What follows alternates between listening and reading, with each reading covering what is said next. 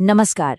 अच्छा, कभी सोचा है कि हम जो भाषा बोलते हैं उसकी सबसे छोटी, सबसे जरूरी चीज मतलब नाउन्स या संज्ञा, उसमें कितने कमाल के नियम छिपे हो सकते हैं।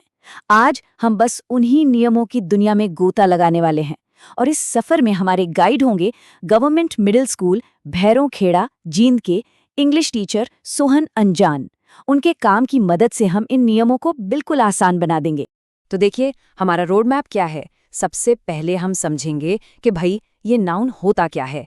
फिर इसके 5 अलग अलग प्रकारों को देखेंगे। उसके बाद काउंटेबल और अनकाउंटेबल का चक्कर क्या है वो जानेंगे। फिर आएगा सबसे मजेदार हिस्सा, सिंगुलर से प्लूरल बनाने के नियम। और आखिर में हम नाउन जेंडर को भी समझेंगे। तो चलिए फिर शुरू करते हैं। देखिए, कोई भी भाषा सीखनी हो ना तो उसकी नींव को पकड़ना पड़ता है। और इंग्लिश में ये जो नाउन्स हैं, बस यही वो नींव है जिस पर पूरी इमारत टिकी है। अब देखिए, परिभाषा बहुत सीधी साधी है। किसी भी इंसान, जगह, चीज या फिर किसी आइडिया को जो नाम दिया गया है वही नाउन है। बस यही है असली चाबी। जैसे द सन शाइन्स ब्राइटली, इसमें सन क्या है? एक नाउन है। या फिर जैस्मिन स्मेल्स स्वीट, यहाँ जैस्मिन मतलब चमेली का फूल, ये भी एक नाउन है। सिंपल। ठीक है, तो परिभाषा तो समझ आ गई, लेकिन कहानी यहाँ खत्म नहीं होती। असल में सारे नाउन्स एक जैसे नहीं होते जी। इनको 5 अलग अलग कैटेगरीज में बांटा गया है। और यही चीज हमारी भाषा को इतना प्रिसाइज और दमदार बनाती है। तो सबसे पहला फर्क है प्रॉपर नाउन्स और कॉमन नाउन्स के बीच। देखिए, प्रॉपर नाउन होता है किसी का खास नाम, जैसे लविशा या वर्ल्ड वॉर 1। और इसका एक पक्का नियम है, यह हमेशा कैपिटल लेटर से शुरू होगा।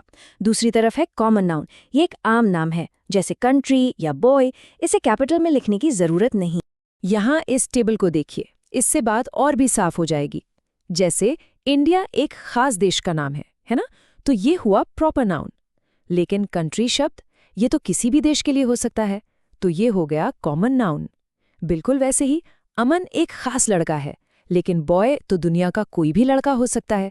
फर्क समझ आ रहा है ना? इन दोनों के अलावा 3 और जरूरी टाइप्स हैं।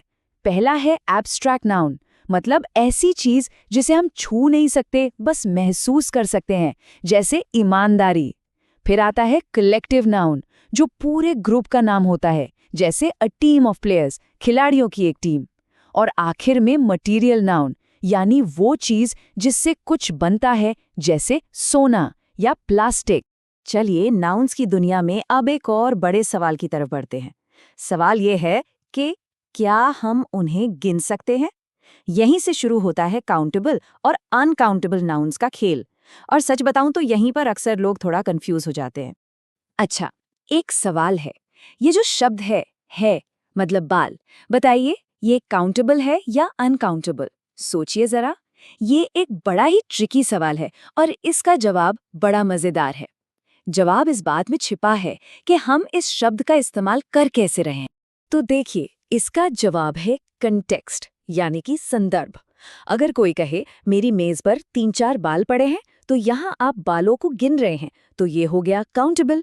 लेकिन अगर कोई कहे उसके बाल बहुत काले और चमकीले हैं, तो यहाँ पूरे सिर के बालों की बात हो रही है, जिसे हम गिन नहीं सकते, तो ये बन गया अनकाउंटेबल। मतलब सारा खेल कॉन्टेक्स्ट का है। तो चलिए अब आते हैं इस पूरे विश्लेषण के सबसे ज्यादा रूल्स वाले हिस्से पर। ये एक तरह से प्रैक्टिकल गाइड है जो हमें सिखाएगी कि एक चीज को एक से ज्यादा कैसे बनाया जाए, मतलब सिंगुलर से प्लूरल। पहला नियम तो बहुत ही सीधा है। अगर कोई नाउन एस, एसएस, सीएच, श, एक्स या जेड पर खत्म हो रहा है, तो उसका प्लूरल बनाने के लिए बस आखिर में ईएस लगा दीजिए। जैसे बस का बन गया बसेस, बेंच का हो गया बेंचेस, है ना? बिल्कुल सीधा साधा और आमनिया। लेकिन यही तो इंग्लिश भाषा का मजा है, वो हमें चौंका देती है। अब नियम के हिसाब से तो स्टमक का प्लूरल स्टमचेस होना चाहिए था, आखिर में सीएच जो है। पर ऐसा नहीं होता, इसका प्लूरल होता है स्टमक्स, सिर्फ एस लगाकर। यही वो छोटे छोटे अपवाद हैं जो इस भाषा को इतना दिलचस्प बनाते हैं। ठीक है, अब आते हैं उन शब्दों पर जिनके आखिर में y आता है। यहाँ नियम ये है कि अगर y से ठीक पहले कोई कॉन्सोनेंट मतलब व्यंजन है, तो हम y को हटाकर उसकी जगह IES लगा देते हैं। उदाहरण देखें, स्टोरी बन जाता है स्टोरीज, बेबी बन जाता है बेबीज। ये भी एक बहुत ही कॉमन नियम है। अब एक और जरूरी नियम, ये उन शब्दों के लिए हैं जो F या FE पर खत्म होते हैं। यहाँ तो भाई एक अक्षर ही पूरी तरह बदल जाता है। इन उदाहरणों से ये बिल्कुल साफ हो जाएगा।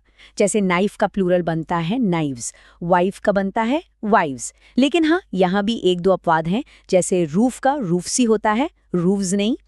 तो चलिए, अब हम पहुंच गए हैं अपने आखिरी हिस्से में। क्या कोई जानता है कि इंग्लिश में नाउन्स का जेंडर भी होता है?